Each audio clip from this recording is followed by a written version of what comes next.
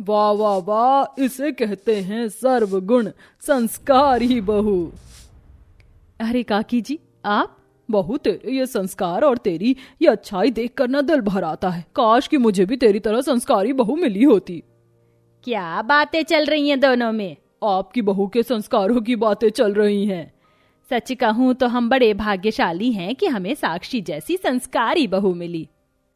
ये है दामिनी, जो उड़ानपुर शहर में अपने छोटे से घर में अपनी पड़ोसन शीला से बातें कर रही थी और उसकी गरीब बहू साक्षी घर में सफाई कर रही थी। साक्षी बहुत ही संस्कारी और सुशील है। थोड़े समय बाद दामिनी का पति अनुज, साक्षी का पति रोहन, दामिनी का छोटा बेटा अजय और बेटी रिया, ये सब अपने अपने कमरों से बाहर आते हैं। कुछ महीने पहले ही दामिनी के बड़े बेटे रोहन की शादी साक्षी से हुई थी। साक्षी बहुत ही नादान लड़की थी। उसकी अच्छाई और उसके गुण देखकर हर कोई उसकी बड़ी तारीफ करता रहता है। साक्षी, तुरंत चाय नाश्ते की व्यवस्था करो, हमें कारखाने जाने में देर हो रही है। जी, चाय नाश्ता तैयार ही है, आप बैठिए। थोड़े समय बाद अजय रोहन दोनों अपने काम पर चले जाते हैं। दोनों उसी शहर के कारखाने में 200 रुपए से रोज से मजदूरी करते हैं। दामिनी के परिवार वाले मिडिल क्लास लोग थे। बहरहाल कुछ दिन यूं ही बीत जाते हैं। एक दिन अजय को उसी शहर की एक अमीर मॉडल लड़की निशा का रिश्ता आता है। निशा उसी शहर में अपने अमीर माता पिता के साथ रहती है। तभी दोनों परिवार में बातचीत का सिलसिला चलने के बाद कुछ ही दिनों में अजय और निशा की शादी हो जाती है। शादी की पहली रात। क्या कर रहे हो? दूर हटिए मुझसे। क्या हुआ निशा?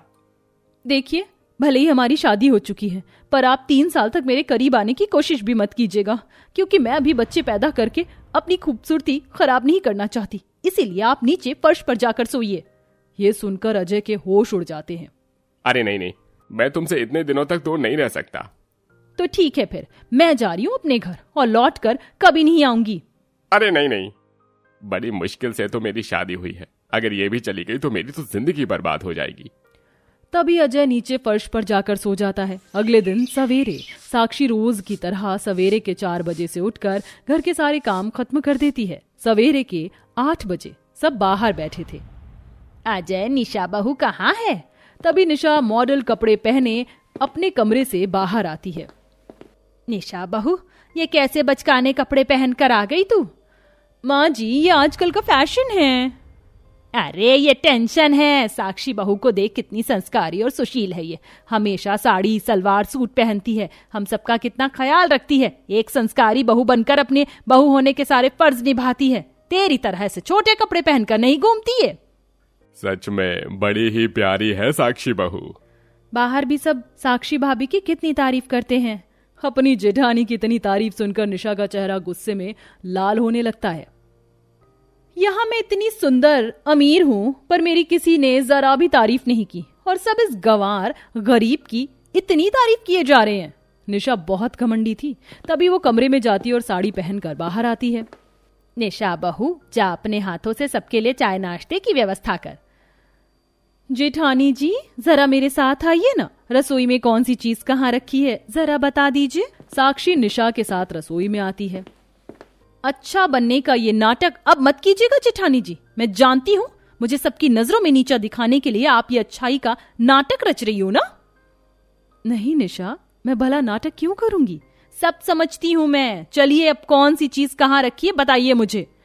साक्षी बड़ी ही नादान थी। उसे निशा की बातें जरा भी बुरी नहीं लगती।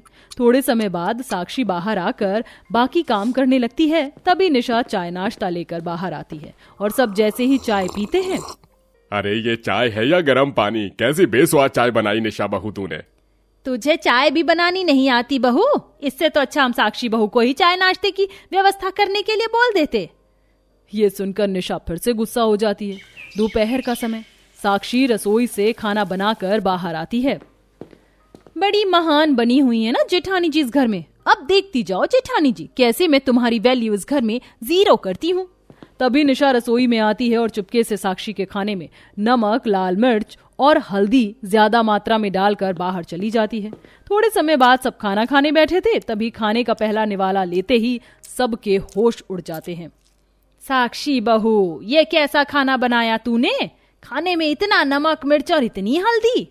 साक्षी, हमेशा तो तुम इतना अच्छा खाना बनाती थी, फिर आज ऐसा खाना क्यों बनाया तुमने? जी, मैंने तो खाना अच्छा ही बनाया था, तभी निशा चुपके से घर के बाहर रसोई की खिड़की के पास आती है और खिड़की से होटल के खाने के खाली पैकेट बहुत सारे रसोई में फेंक कर वापस घर में चली आती है। कोई नहीं, हम खाने में थोड़ा नींबू का रस मिला लेते हैं, इससे खाने का नमकीनपना कम हो जाएगा। रिया रसोई में आती है, तभी उस रसोई में होटल के खाने के खाली पैकेट मिलते हैं। होटल के खाने के पैकेट?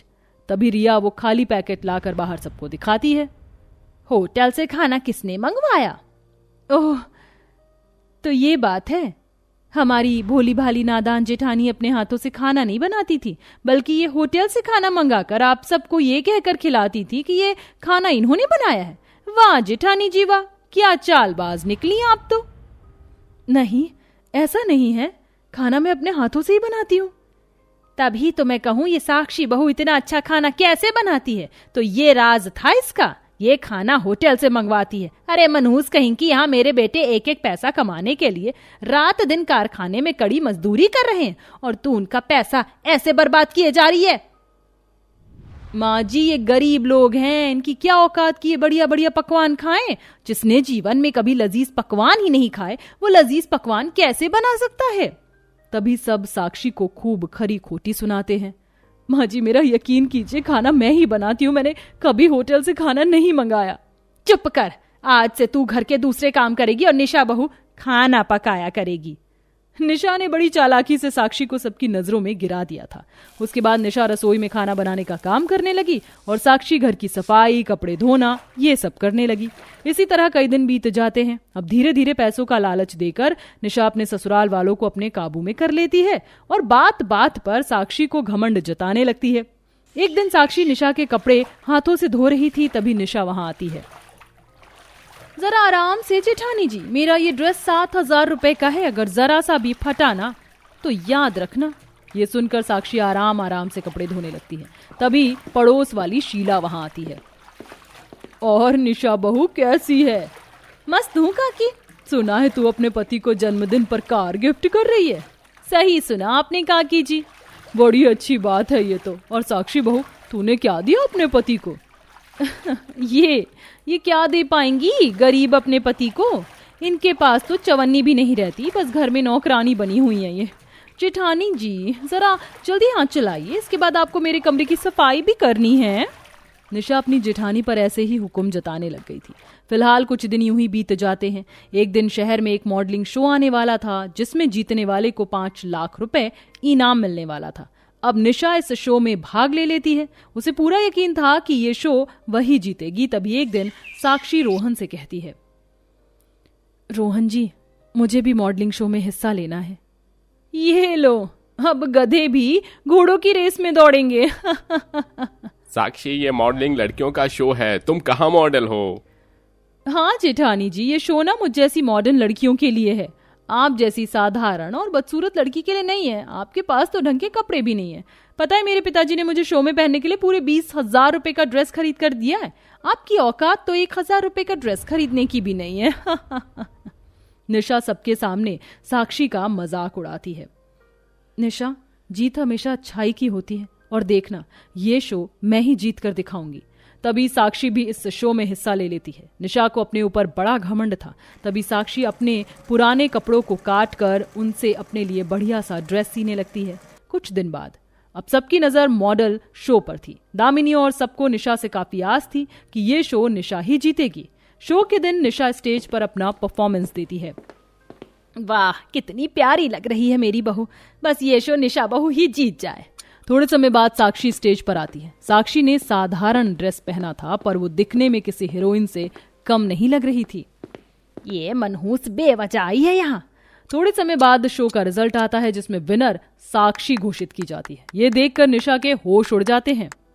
अरे वाह साक्षी, ये शो जीत गई माँ, हम तो लखपति बन गए। सबकी खुशियों का ठिकाना ना रहा। साक्षी काफी खुश होने लगी और निशा खूब रोने लगी। तो सच ही कहते हैं लोगों, खुद पर इतना भी घमंड नहीं करना चाहिए कि वो घमंड ही आपको घुटनों के बल गिरा दे। उसके बाद साक्षी अपने ससुराल में शहर में मिस क्वीन के नाम से फेमस हो गई।